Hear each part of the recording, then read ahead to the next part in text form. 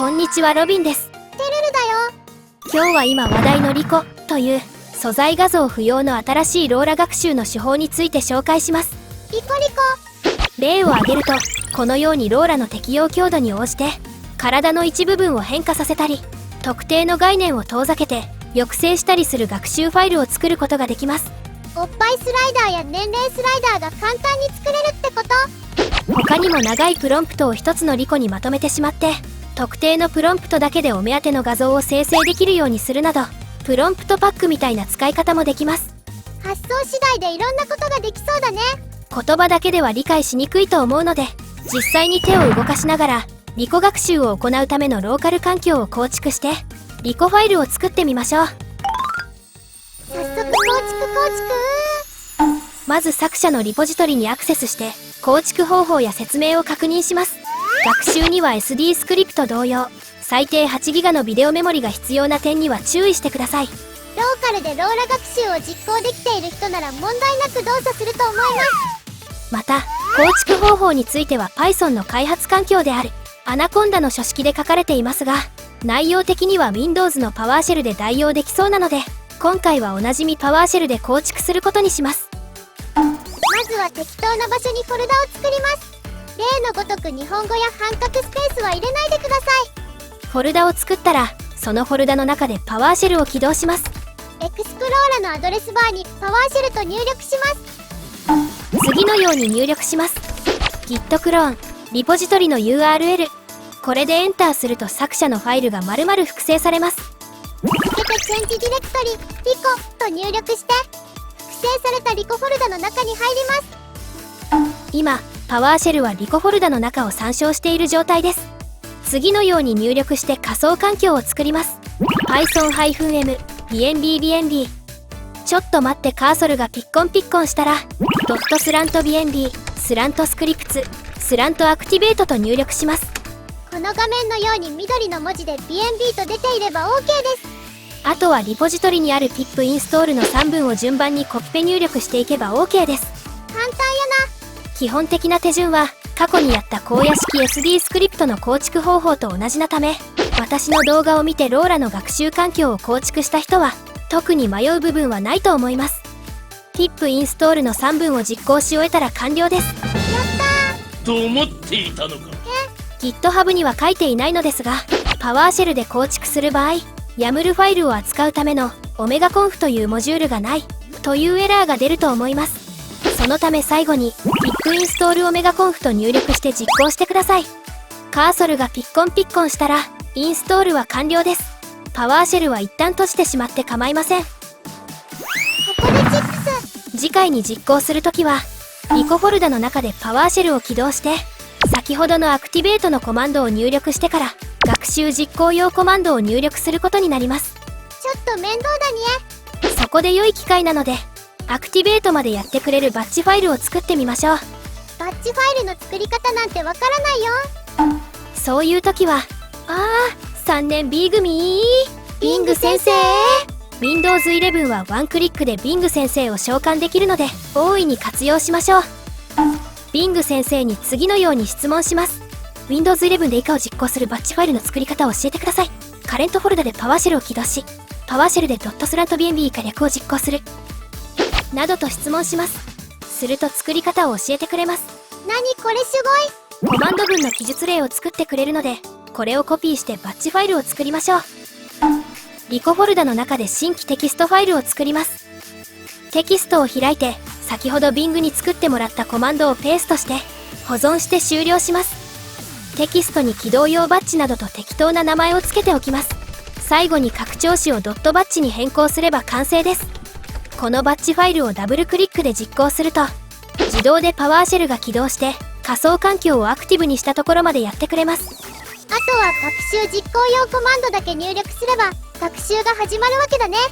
なお、チャットボットは平気でワザップを教えてくる場合があるので、思った通りに動作しない場合は文言を変えて質問するなどしてみると良いでしょう。学習用設定を作ってみよう。インストールフォルダの中に Example というフォルダがあります。この中に学習に使う設定ファイルが入っています。ひな形として用意されているものですが、真ん中の2つはそのまま自分用に加工して使うことになります。他のものは置いておくと紛らわしいので、画面のようにフォルダ作って隔離してしまうか、いっそのこと削除してしまっても構いません。まずコンフィグYAMLをメモ帳あたりで開いてください。ビジュアルスタジオなどの開発用ソフトウェアをインストールしている人はそちらを使ってください。コンフィグYAMLを自分の環境に合わせて書き換えていきます。一番上はプロンプトYAMLの相対パスです。触らずそのままで良いです。2段落目のプリトレエンドモデル。ここのネームオアパスに学習に使用したいモデルのパスを記述してください。ここでは E ドライブに保管してあるカウンターフェイト V3 というモデルを指定しています。ここで注意することがあって、フォルダの区切りはバックスラントではなく普通のスラントを使用してください。環境によるのかもしれませんが、普通のスラントでないとうまく動作しませんでした。パソコン2台でやってどっちもここで引っかかったので、不設用ポイントと見て良いでしょう。モデルパスの下にある V2 と V プレディクションはモデルのベース規格に合わせて設定してください。ステーブルディフュージョン2系は True、1系は False にします。例で使用しているカウンターフェイトはステーブルディフュージョン 1.5 準拠モデルなので False になります。2系モデルはあまり普及していないのでほとんどの場合は False になるかと思います。3段落目のネットワークについて、ここはデフォルトのままで十分機能しているように感じるためそのままで良いです。学習形式としてリエラとセリアを選択できます。デフォルト設定のリエラとは広く普及しているいわゆる荒野式ローラ、一方のセリアはローラの拡張であるロコン形式を指します。このチャンネルでは触れていませんので、わかる人だけ設定してください。次のランクとアルファは SD スクリプツでいうネットワークディムとネットワークアルファを指すようです。要するに記憶する器の大きさを表す値なので、学習不足に感じるようならこの値を増やしてみると良いかもしれません。4段落目以降で注意してほしいのがプレシジョン形式です。ここにはフロートポイント16と32、ブレインフロート16の3種類からいずれかを指定します。デフォルトだとブレインフロート16になっていますが、この設定は RTX3000 番以降のグラフィックカードでないと使えないので注意してください。またトレイン側に FP16 を指定すると学習はできても1111で生成エラーが出る場合があります。作者も FP16 は不安定で非推奨としているため、 RTX2000 以前のカードの場合はトレインに FP32、セーブに FP16 を指定してください。 RTX3000 以降の新しいカードを使っている人は共に BF16 またはセーブに FP16 とすると良いでしょう。あとは基本的に SD スクリプトの設定に準ずるため大事なところだけ説明します。イテレーションはいわゆる学習ステップ数です。デフォルト値は500ですが、ちょっと時間がかかるため慣れるまで200とか300に抑えて試行回数を増やした方が良いでしょう。今回は300にしています。セーブネームは出力時の名前になります。ここではローラと区別するためリコテストとしています。ファーステップスは何ステップ前に途中経過を出力するかです。学習の経過を観察したい場合に設定すると良いでしょう。ここではステップ300の半分の150にしています。つまり学習が 50% 進んだ時点で一旦保存するという意味になります。まとめると今回はこんなコンフィグにしています。デフォルトから変更した部分だけ色付けしています。大事なのはモデルパスのスラントとトレインのプレシジョン設定かなと思います。この2つに注意しておけばとりあえずは走ると思います。設定が出来上がったのでプロンプトYAMLを編集しながら実際にリコを作ってみましょう。やったー、実践編。プロンプトYAMLを開きます。このファイルは改変したい概念を記述するためのものです。まずリコには現在イレースとエンハンスという2種類の運用モードがあります。デフォルトだと肝心の切り替えコマンドが中ほどにあって見づらいので、ここでは一番上に移動しています。このアクションという項目が運用モードの切り替えスイッチなんだね。イレースモードはその名の通り特定のプロンプトが持つ概念を削除します。一方エンハンスは特定のプロンプトを別の概念に近づけさせるものです。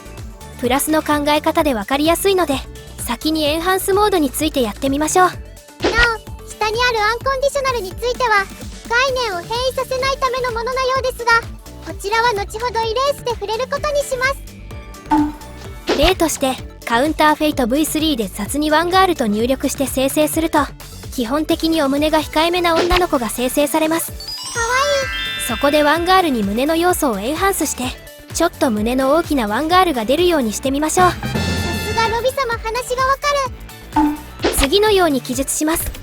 ヤムルのアクションをエンハンス、そしてターゲットプロンプトをワンガールにして、ポジティブにワンガール、ブレスツと記述します。ブレスツは本来は胸を意味しますが、おおむねラージブレスツ級のパイが付与されるプロンプトです。保存して終了したら、作者のリポジトリにアクセスして、実行用コマンドをコピーします。リコフォルダに戻って、先ほどビング先生の力を借りて作ったバッジファイルを起動します。仮想環境がアクティブになって、すぐに実行可能な状態になっているはずなので、コピーしたコマンドをペーストしてエンターします。学習を開始すると、最初にトリトンというモジュールがないというエラーが出ますが、無視してそのまま待機してください。コンフィグヤムルの記述が間違っていなければ、画面のようにバーがバーッと出てきて学習が始まります。なお、通常のローラ学習と比較すると時間がかかります。先ほど最初はステップを押さえた方が良いと言ったのもそのためです。終了すると、アウトプッツフォルダに結果が保存されています。わかりやすいように名前を付けますが、生成時の設定値も覚えておきたいので、ヤムルをコピーしてきて、同名のテキストファイルを作っておくことをお勧めします。ローラと一緒に同名のテキストを入れておけば、WebUI 上で学習に使用した設定を確認できますからね。ローラと名前を揃えることと、拡張子をヤムルからテキストに変更するのを忘れないでください。できたら11のローラフォルダに放り込んで、WebUI 上で使ってみます。プロンプトは画面の通り、ワンガール、ローラとしています。結果がこちらです。左から右にかけてローラ強度を上げています。右に行くほどパイがデカになっとる。ワンガールをブレスツに近づけるローラなので、強度を上げると胸が強調されて、ブレスツというプロンプトが持つ要素が強く出てきます。胸が大きくなって悩ましい顔になるってことだね。このようにエンハンスを用いることで、強度によって調整が効く、いわゆるスライダーローラを簡単に作ることができます。ターゲットとポジティブの関係について、これから一番大事なことを言います。リコ学習はベクトルを意識して運用しないと効果が弱くなります。ベクトル。エンハンスはターゲットの概念をポジティブの概念に変異させるものです。座標空間で考えてみます。プロンプトなしで画像生成する状態を原点とします。エンハンスは座標上のとある地点に存在するターゲットの概念を別の地点のポジティブの概念に向かって変異させるローラです。ローラの適用強度で変異量を調整できるってわけだね。赤枠で囲んだ部分がリコが本来想定している活動範囲です。これはつまりちゃんとリコの効果を引き出すには画像生成のベクトルをしっかりとリコのターゲットに向けてやる必要があるということです。ベクトルがずれてしまうとリコの効果が弱くなってしまいます。具体的にエンハンスの効果が弱くなる事例を紹介します。このような条件でエンハンスローラを作ってみます。平たい女の子をデカパイの女の子という概念に変異させるエンハンスローラです。このローラをプロンプトにワンガールとだけ入力して画像生成してみます。すると確かに強度を上げると胸が大きくなるけど、ギガンティックってほどではなくない？変異先、つまりポジティブにギガンティックと入れているのにそんなに大きくなっていないのがわかると思います。どうしてデカパイにならないんだよー。原因は生成時のプロンプトにワンガールとしか入力していないからです。また座標で表してみます。このリコはワンガールフラットチェストという概念をワンガールギガンティックブレスツという概念に向かって変異させるリコです。一方、生成に用いたプロンプトはワンガールのみです。つまり画像生成のベクトルはワンガールという概念に向かって生成していますが、リコの視点はワンガールフラットチェストなので、生成のベクトルと視点がずれているがためにうまくワンガールギガンティックまで変異できていない状態にあるということです。ちゃんとエンハンスのターゲットに向かって生成しないと効果が弱くなるんだね。エンハンスのターゲットに合わせてワンガールフラットチェストで生成してみます。すると無費用。ちゃんとギガンティック級に膨らみました。リコエンハンスを運用する際はしっかりと生成ベクトルを意識するのを忘れないでくださいね。ただし注意なのがターゲットイコールトリガーワードではないということです。ワンガールフラットチェストの後ろに大量のプロンプトを追記してみます。これで生成するとまたた胸がしぼんどる。プロンプトを追加したためベクトルがずれてしまったのです。普通のローラならトリガーワードが入っていればとりあえずはローラの要素が画像に反映されます。普通のローラはプロンプトを汚染するための拡張パックとして機能するからです。しかしリコは生成ベクトルに変異を与えるものなので、ちゃんとリコが想定する視点までベクトルを向けてやらないと効果が弱くなってしまいます。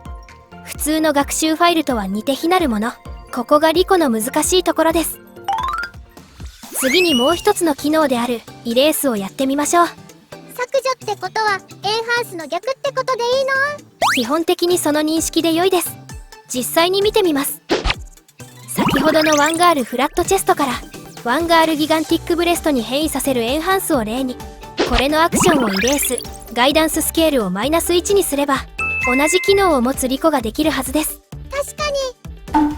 実際に作って比較したのがこちらです。左が先ほどのワンガールフラットチェストからワンガールギガンティックへ変異させるエンハンス、そして右がそのリコのイレース、ガイダンス反転バージョンです。生成プロンプトはフラットチェストなので、どちらもリコの影響でギガンティックに変異しているのがわかりますね。計算過程が異なるようなので完全に同じにはなりませんが、イレースのガイダンススケールを−にして反転させたらエンハンスとほぼ同じになったということは、本来のイレースはエンハンスの逆、遠ざける方向に働くということになります。ベクトルで考えるとわかりやすいね。ただ理想に近づけるのではなく遠ざけるというのは直感的ではないですし、エンハンスリコのマイナス適用と同等になってしまうため、基本的にイレースはポジティブを記述せずに使います。ポジティブなしだとどっちに行くの？ポジティブの記述なしの場合はターゲットイコールポジティブと扱われます。自分を自分から遠ざけるという意味になるので、減点方向に変異するリコになります。シンプルに概念を抑制するってことだね。なんだかネガティブプロンプトと似ているような。抑制をかけるという点ではネガティブプロンプトと同じような効果をもたらしますが、ネガティブプロンプトは全体に抑制をかける、いわばスレッショルドのように機能するのに対して、リコは概念に接近した時に抑制効果を発揮します。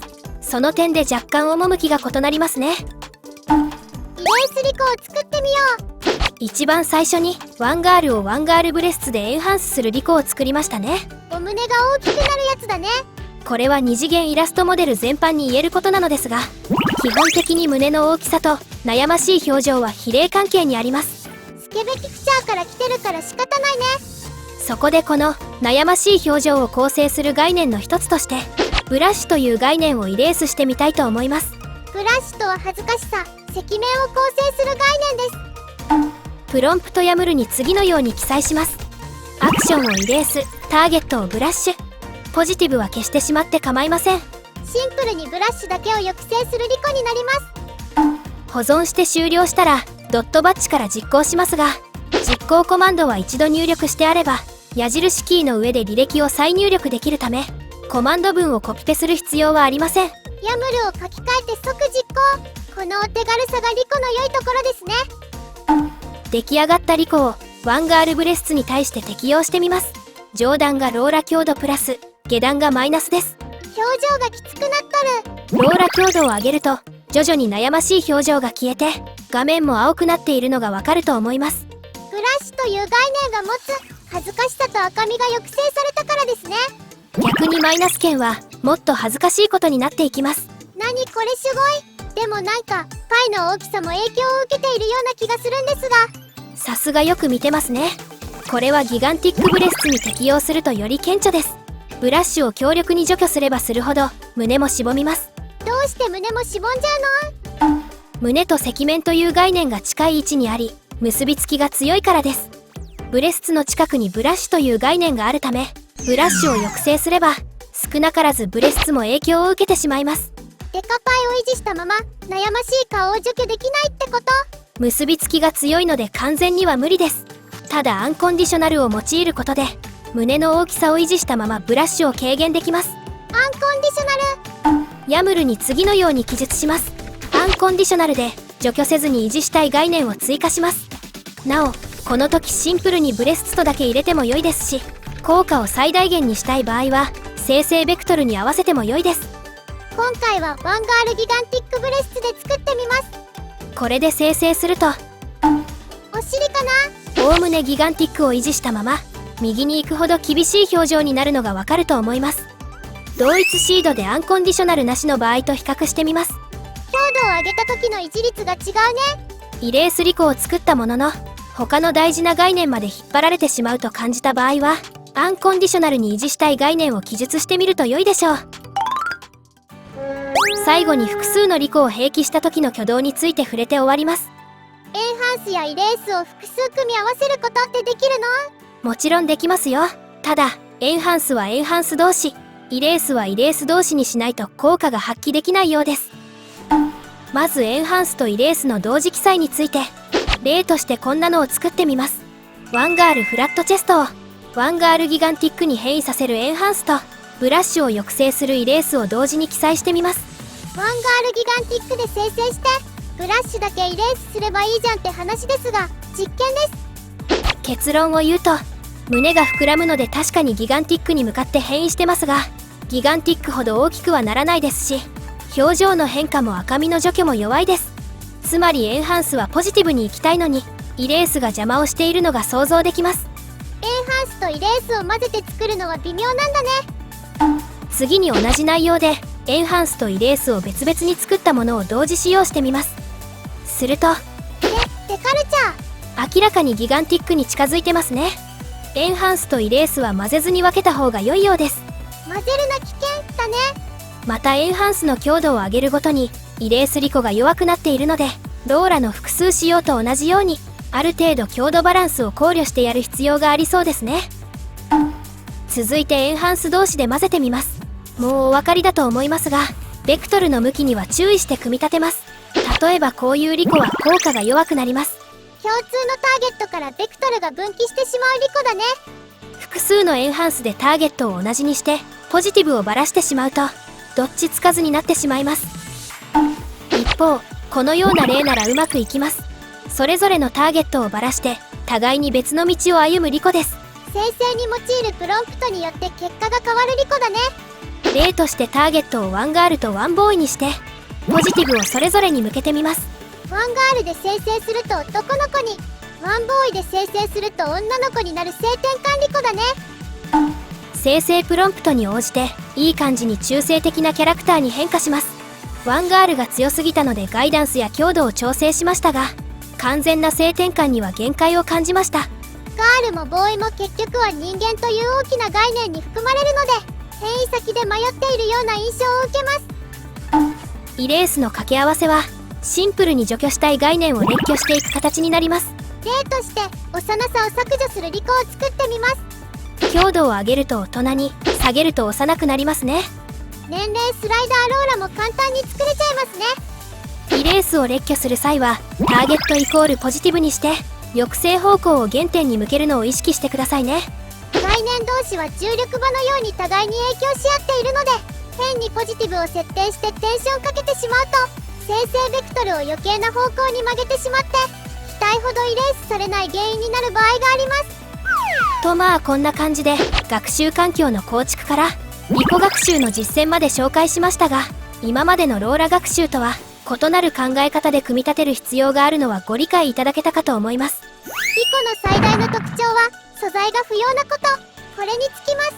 よく使うプロンプトをエンハンスにまとめてワンガール一つで呼び出せるようにしたりプロンプトの誘導だけでは難しかった要素もリコを用いれば名指しで変異させたり抑制できるので上手に使ってみてくださいね。今回はこの辺りでまた来週。我慢せずにエアコン使えよう。